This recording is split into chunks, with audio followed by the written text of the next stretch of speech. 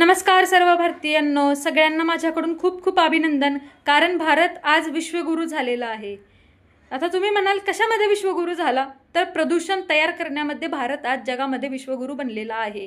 बघा, times of इंडियाच्या रिपोर्टनुसार जगामध्ये ज्या पहिले 40 शहरं आहेत ती पूर्ण 40 शहरं ही भारतातली आहेत। म्हणजे दिल्ली, मेरठ, जयपूर, मुंबई, कलकत्ता यासारख्या शहरांचा समावेश जगातल्या टॉपच्या प्रदूषित शहरांमध्ये झालेला आहे। म्हणजे यामध्ये भारत विश्वगुरूच झालेला नाही का?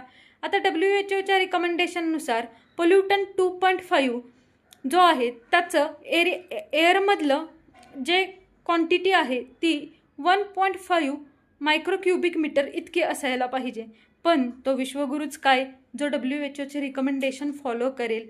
आज भारताच्या हवेमध्ये पोल्युटन 2.5चं प्रमाण हे अबकी बार 400 पार झाले।